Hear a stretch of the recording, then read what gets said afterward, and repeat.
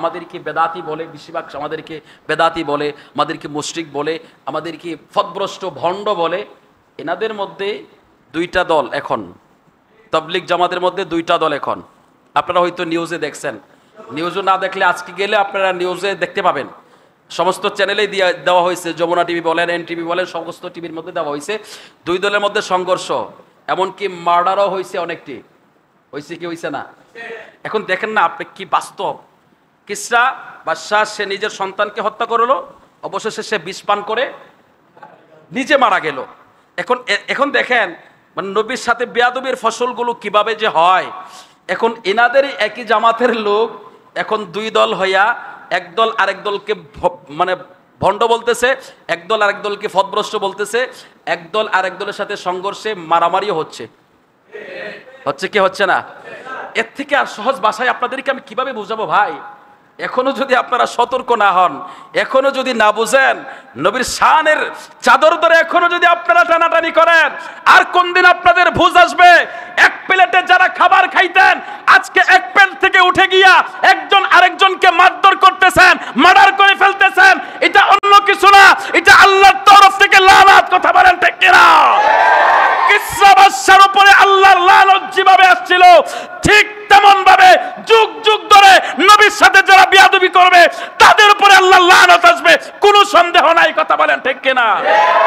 আমি বাস্তব কথাটা বললাম, বাস্তব দেখায় দিলাম। আমরা হয়তো বলতে পারেন কোন কিতাব থেকে জানে হুজুর বলছে, সন্দেহ থাকতে পারে। এটা তো বাস্তব আপনাদের চোখের সামনে। এক তাবলীগের কি এক জামাতে এক প্লেটে খায় না? কথা কয় না? দেখছেন না আপনারা? আর আমি তো খাইছিও। ওই পাটা বলে বাইরে দিচ্ছে। তো এক প্লেটে যারা খাইতো, এক প্লেটে খাইতো একই জামাতের লোক, এখন একজন আরেকজনকে ধরে ওদম পিড়াইতেছে। কথা বুঝতে পারছেন? একদল আরেক দলের বিরুদ্ধে মামলা দিছে, 4টা মার্ডার করছে, 400 লোক মানে আহত করছে। এনাদের মধ্যে কিন্তু এখন দ্বন্দ্বগুলো চলতেছে। আমরা আপনাদেরকে নিয়ে মজা করতেছি না, আমরা বাস্তবটা তুলে ধরতেছি আপনাদের বোঝার জন্য। আপনাদের ভিতরে দ্বন্দ্ব থাক, এটা আমরা চাই না। মানুষ মিলে থাকবে, মিলেমিশে চলবে, এটা আমরা চাই। কথা বলেন ঠিক কিনা? কিন্তু আমি আপনাদেরকে টিটকারি করেও বলতেছি না, শুধু সতর্ক করতেছি। দেখেন, কিসরা আমার নবীর সাথে বেয়াদবি করার কারণে নিজের হাত দিয়ে আল্লাহ তার সন্তানকে হত্যা করাইছে, তাকে বিষ পান করায়া দুনিয়া থেকে উপরের ছিদ্র তলের ছিদ্র দুটোটা দিয়ে আল্লাহ বের করছে। কথা বুঝতে পারছেন? তো যার উপরে দিয়া তলে দিয়া একসাথে সমানে বের হয়, এটা কি মানজনক না অপমানজনক? মৃত্যুরও তো একটা ক্লাস আছে না নাই? এক লোক মসজিদে নামাজ পড়তে আইছে, নামাজরত অবস্থায় সেজদারত অবস্থায় মৃত্যু হইছে, তার মৃত্যুটা কি মানজনক না অপমানজনক? মানজনক না। বেটা মসজিদের সেজদায়, নামাজের সেজদায় তার মরণ হয়েছে, কত উত্তম মরণ। কথা কোন ঠিক কিনা? বড়দের ক্লাস আছে না? এক লোক অ্যাক্সিডেন্টে মারা গেছে, তারও তো একটা ক্লাস আছে, ঠিক না? এক লোক প্লেন ক্র্যাশ করে মারা গেছে, যদি আপনি তার জিজ্ঞাসা করেন সন্তানে তোমার বাবা কেমনে মারা গেছে, হুজুর আমার বাবা প্লেন ক্র্যাশ হয়ে মারা গেছে, তার তো মরণের একটা ক্লাস আছে, বেটা বিমানের ভিতরে মারা গেছে, ঠিক না? কথা কয় না? আরেকটা টয়লেটের ভিতরে মারা গেছে, এটার কোন ক্লাস? টয়লেটের ভিতরে মারা গেছে, এটার কোন ক্লাস? নবীর বিরোধিতা যারা করছে মহদুদি টয়লেটের ভিতরে মারা গেছে। নাউজুবিল্লাহ বলেন।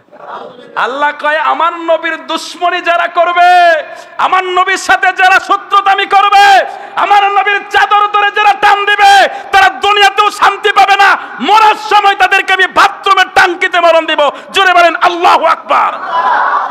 এটা বাস্তব চিত্র আপনাদের সামনে তুলে ধরলাম। আমি আপনাদেরকে অনুরোধ করে বলবো, যতদিন করছেন তো করছেন বেয়াদবি, এখনো সময় আছে, তওবা করেন, নবীর দরবারে তওবা করেন, নবীর শানের চাদর ধরে আর টানাটানি করবেন না। যদি টানাটানি করেন, এখন তো আপনারা দুই দল লাগছেন, পরে দেখবেন ঘরে ঘরে লাগবেন। কথা কোন ঠিক কিনা? সতর্ক করে দিচ্ছি, কিসরা বাদশার সাথে আপনাদের জীবনটা দেখেন কত মিল। এবারে নিজের সন্তান হত্যা করে নিজেই আবার বিষ পান করে মারা গেল।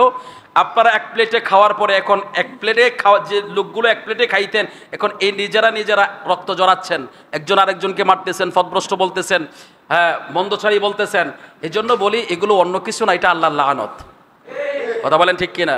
এই জন্য আল্লাহ কোরআনে বলেন ইন্নাল্লাযীনা ইউযুনাল্লাহা ওয়া রাসূলাহু লাআনাহুমুল্লাহু ফিদ দুনিয়া। আল্লাহ কয় যারা আমার নবীকে